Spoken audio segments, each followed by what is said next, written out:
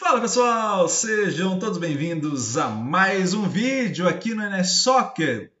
Pessoal, é o seguinte, a gente já conversou ontem sobre o e-book, né? A gente está lançando, aliás vou deixar aqui de novo, link embaixo, por favor, faz o download, sempre muito legal, até para você ir acompanhando as coisas que a gente está falando, comparar com a tua equipe, às vezes o exemplo, a gente não vai dar exemplo de todas as 20 equipes, né?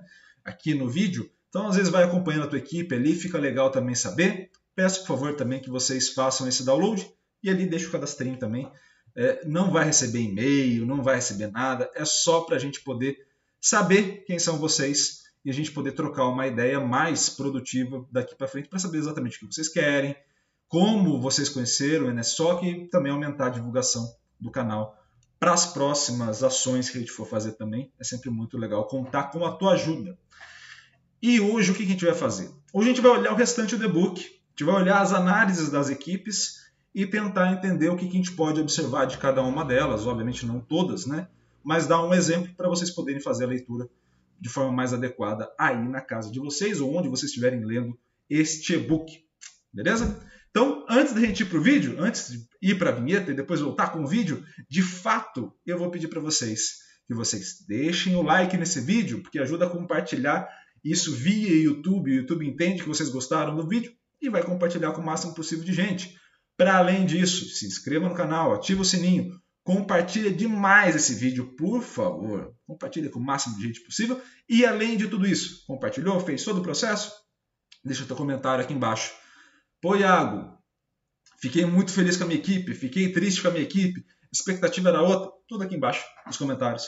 Faço questão de responder e de ler a maioria deles, sempre o quanto antes para a gente poder trocar uma ideia sobre esse esporte que a gente ama. Beleza? Então, vinheta e na volta vamos falar dessa segunda parte do Brasileirão 2022 aqui no NS Soccer.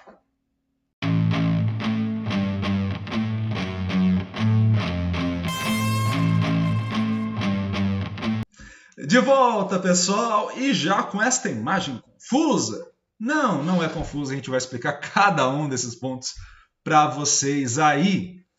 Isso é o que a gente chama de perfil, análise de perfil. Então a gente pega uma série de critérios e a partir desses critérios a gente vai ver a primeira parte. Eu vou colocar aquele laserzinho maroto que vocês tanto gostam nas análises. Basicamente você pega uma análise de 0 a 100. Aqui, como ninguém passou de menos de 40%, a gente já pegou do 40 para cima para facilitar. Tá? Então você tem aqui 40% e aqui 100%. O que isso quer dizer? Que essa equipe, em relação a todas as equipes dessa competição, fez ou 100% da média ou 0%, e aí foi variando ao longo desse sentido, tá bom? Então, por exemplo, o Palmeiras. Então, o Palmeiras aqui tem a legenda, a gente vai estar com o Palmeiras em verde, né? Faz mais sentido.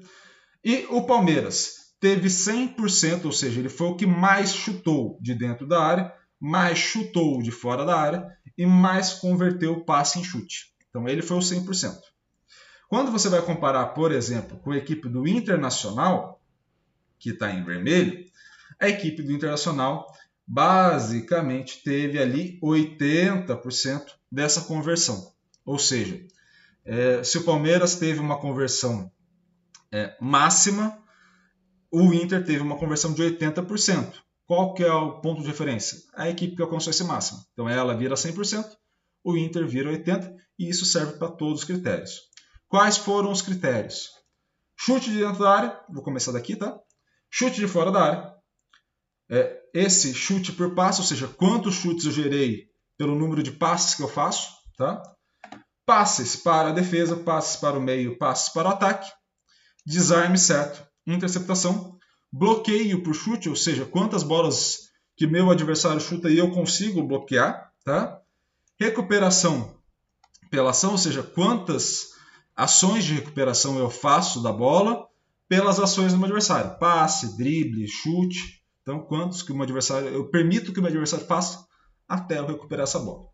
Defesa por chute, que é a mesma ideia do bloqueio, ou seja, quanto que o meu goleiro consegue impedir as bolas que vão para o gol.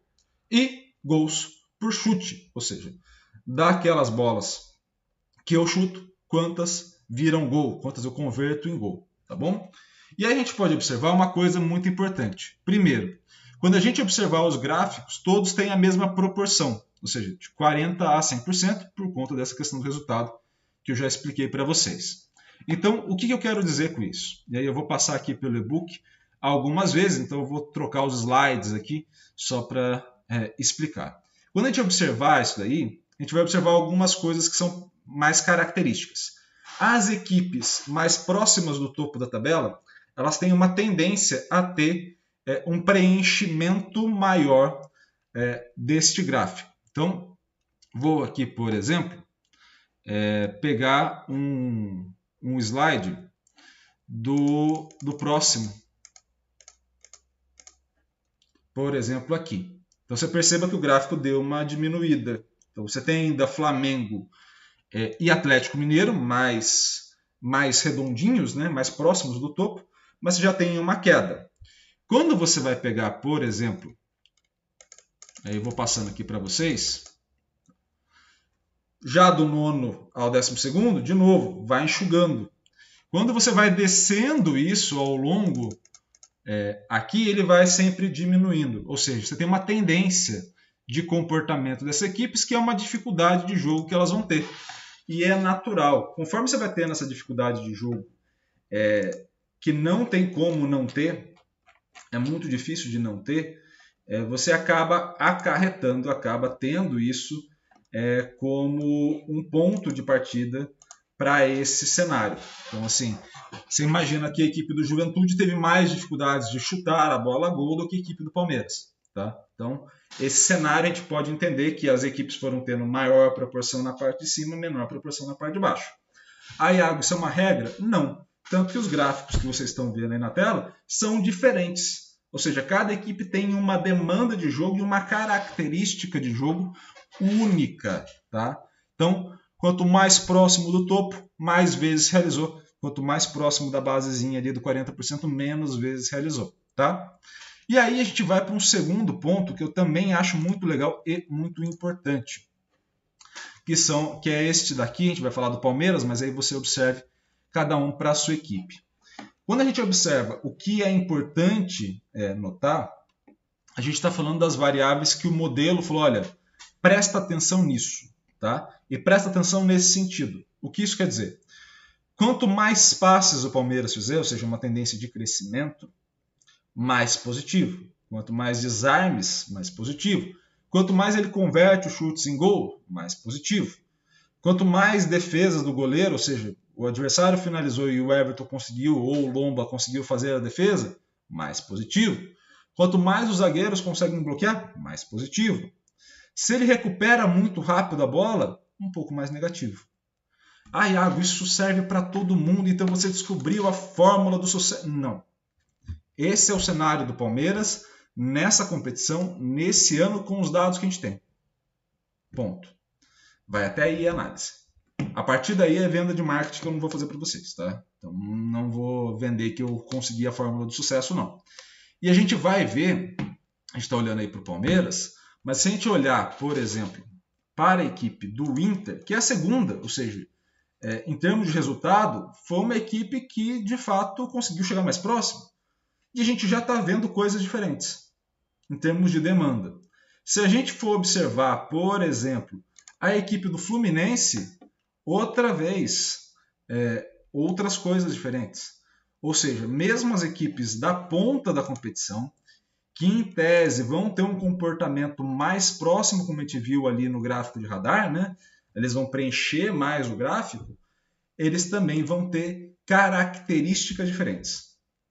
Ou seja, o que é importante para um não necessariamente vai ser importante para todo mundo. E isso é muito legal da gente observar.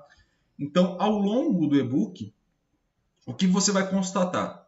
Que cada demanda de jogo ela é única. Cada forma como as equipes se colocam em campo, cada forma como as equipes buscam solucionar os problemas que o jogo apresenta é único. E isso é muito importante. Então eu peço para vocês façam a leitura de fato deste e-book com calma, com tranquilidade, porque é isso, é uma reflexão muito filha da mãe de fazer, tá? Sendo bem honesto com vocês. Porque a gente está acostumado a tentar olhar tudo com um padrãozinho. o que eu estou propondo para vocês é não olhem com o padrão. Esqueçam o padrão. Não tem. Então, assim, eu não vou vender uma coisa para vocês que não existe. E a gente pode observar ao longo do e-book justamente isso. Se vocês observarem as equipes, mesmo aquelas que tenham maior grau de explicação, maior grau de associação, mesmo essas não apresentam. E uma curiosidade que não cabe no e-book, porque não ficava gigantesco o e-book, mas ao longo das rodadas, as variáveis importantes vão mudando. Então, assim, obviamente há uma constância na maioria delas, mas uma ou outra vão entrando ao longo das rodadas. Ou seja, para a equipe, ao longo das rodadas, também não tem um padrão 100% confiável. Por quê? Porque o jogo vai mudando a demanda. Muda pelo meu adversário, muda pelo local, pelas pessoas que estão formulando aquela equipe. Ou seja, machucou alguém foi convocado, poxa, teve uma troca, o cara estava indo mal, trocou, colocou outra peça ali. Você acaba tendo uma mudança na forma de observação e tudo isso vocês vão conseguir acompanhar neste e-book. E aí, para fazer o restante das reflexões, eu vou colocar um joguinho para vocês assistirem, né? Enquanto a gente fala. Então, eu peço muito para vocês façam a leitura e também vamos agora a algumas reflexões a partir dos dados. Caramba! Esses gols não são do Brasileirão, são de todos os campeonatos em 2022, tá bom? Mas aqui do Brasil. A primeira coisa que eu vou pedir para vocês refletirem é o seguinte. Se cada equipe tem uma demanda própria, esse golaço no meu, se cada equipe tem uma demanda própria, eu consigo predizer? Essa é a primeira reflexão. Provavelmente não. Tá? E por que eu vou falar o provavelmente não? Porque quando a gente estiver observando diretamente as equipes ou estiver observando diretamente o jogo, a gente vai chegar à conclusão que ela é uma consequência muito clara do que a gente mostrou ali na pesquisa. Se cada jogo, cada clube vai ter uma demanda única, cada jogo ou cada situação no campeonato, cada contexto específico, vai ser muito único. Ou seja, partimos do pressuposto de que o Palmeiras e o América, jogando entre eles, cada um tem um contexto muito único. Se eles têm um contexto muito único, não vai ser possível para todas as equipes ter o mesmo comportamento. Então, primeiro ponto. Segundo ponto, se para as equipes não será possível, é natural que a cada confronto que ela enfrente, ela tenha uma dificuldade diferente. Então há uma dificuldade em jogar contra o Juventude e há uma dificuldade em jogar contra o Santos. Há uma dificuldade de jogar contra o São Paulo e há uma dificuldade de jogar contra o Flamengo. Então há dificuldades diferentes. Se há dificuldades diferentes, se há demandas diferentes, como é que eu consigo prever o jogo? Ou como é que eu consigo, como a gente falou ontem, cagar regra no jogo? Falar o que é importante, o que não é. O que é perfeito, o que não é. O que é sagrado, o que é profano, né? Então, assim, nesse cenário que a gente está observando, se cada um é único, cada contexto do jogo é único, e se a gente for aprofundar, provavelmente, aí é uma questão de provável, então tem a limitação da análise que a gente sempre fala aqui, provavelmente cada situação do jogo é única, né? E aí, obviamente, há uma questão de ser único por ser inédito, mas a questão de sucesso também deve ser única, né? Não é o que a gente analisou o contexto geral, mas é muito provável que cada ataque, cada situação, cada momento seja único para cada equipe. Nesse cenário onde tudo é único, perceba como é importante que esses jogadores que estão aí na tela de vocês, eles tenham a capacidade de tomar decisões de forma autônoma. Ou seja, não depender do treinador, não depender da equipe como um todo, aí eu estou falando da equipe no sentido de modelo de jogo, tá? Mas de entender o que eles precisam fazer para solucionar o jogo em detrimento da equipe. E nesse cenário, de novo, eu volto a ressaltar algumas coisas que eu já falei aqui nesse canal. Não dá para observar mais jogo de futebol, e é uma visão do canal, tá? Obviamente eu te respeito quem tem a visão contrária, mas não é a visão do canal. Golaço do Roger Guedes. não dá para ficar mais com os conceitos já tradicionais de tático, técnico, físico, psicológico e assim por diante. Não dá para ficar com essa divisãozinha que a gente faz geralmente das equipes.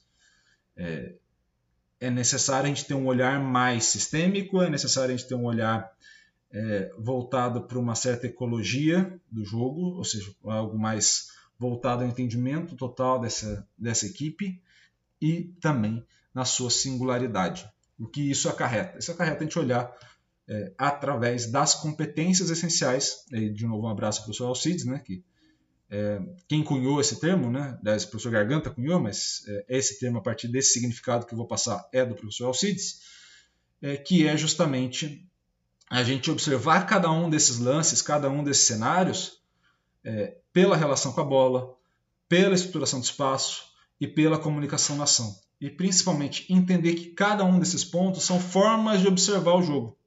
Ou seja, eu estou olhando e estou entendendo uma mesma ação através de diferentes perspectivas. Mas essa ação ela é única, ela pertence ao jogo, há um grau de importância para o jogo. Então, toda vez que você observar a gente falando de não, mas essa é uma ação com bola e a gente tem a maioria das ações sem bola e elas são mais importantes. Mentira. Mentira por quê? Porque toda ação é do jogo. A ação de movimentação ela é tão importante quanto a ação com bola. Por quê? Porque se ela pertence ao jogo, ela tem uma construção lógica para o jogo. O jogador não faz isso à toa. Ele faz isso, a movimentação, a finalização, o passe, ele faz isso a partir de uma lógica imanente do jogo. Uma lógica pertencente àquele jogo, naquele contexto, naquele momento. E percebam como cada um vai ter essa lógica, essa construção lógica muito própria. Tá? Então, quando vocês estiverem para o ano de 2023 observando a construção da equipe de vocês, percebam, terá jogadores que não vão encaixar com a equipe de vocês. Que vocês tinham uma alta expectativa que não vão ter sucesso. Ou outros jogadores que você tinha uma expectativa baixíssima, mas que vão ter muito sucesso. Por quê? Porque depende muito da forma como esse jogador se relaciona com a bola, seja com ou sem a posse da bola, né? Se está ofertado para a bola ou não. Depende muito como ele vai estruturar o espaço com os demais jogadores, como que ele vai fazer aquele movimento acontecer. E também vai depender muito da forma de interação entre ele e os jogadores, né, da própria equipe, e também os adversários. Iago, isso quer dizer que são 3 caixinhas? Não. Isso quer dizer que eu estou olhando o mesmo jogo sob 3 óticas diferentes, sob 3 pontos de vista diferentes, mas que o jogo em si é o mesmo. As ações acontecem. Toda vez que você busca dividir o jogo em partes para tentar explicar, pode até ser um efeito didático legal, mas percebam, é só uma questão didática, não é uma questão que a gente consiga entender o jogo.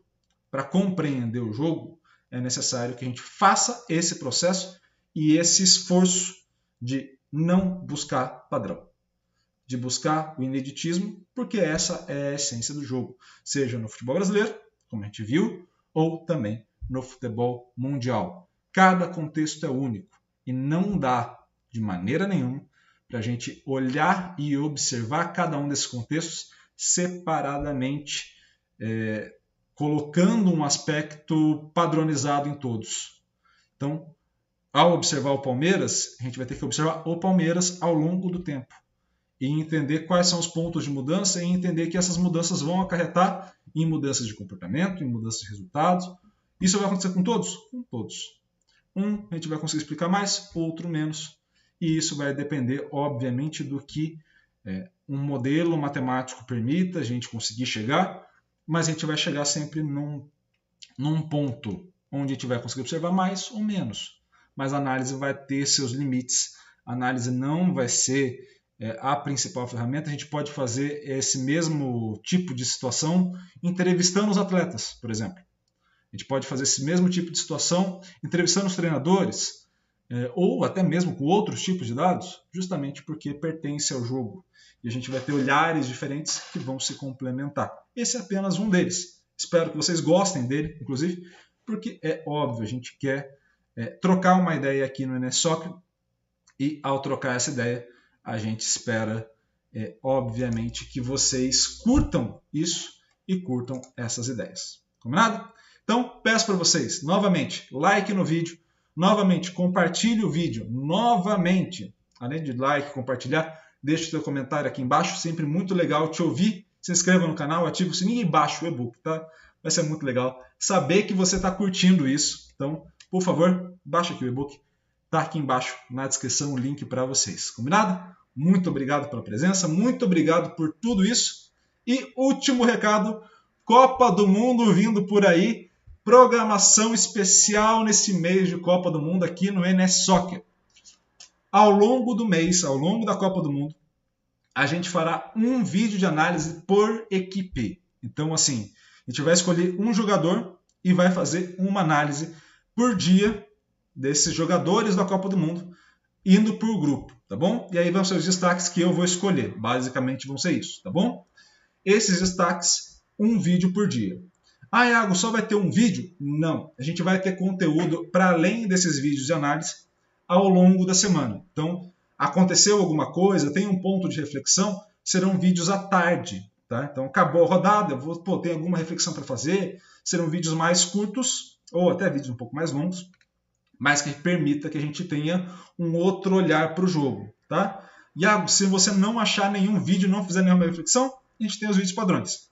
Se aquele momento tiver uma coisa nova, vídeos novos na parte da tarde também. Então a gente vai aumentar a produção aqui no canal e eu espero contar com a presença de todos vocês ao longo da Copa do Mundo para a gente dividir este momento e quem sabe dividir o Hexa aqui no Brasil, né? Então assim, sempre um momento muito importante para a torcida e que bom poder compartilhar esse momento com vocês do outro lado. Beleza? Um grande abraço a todos, obrigado pela audiência e valeu!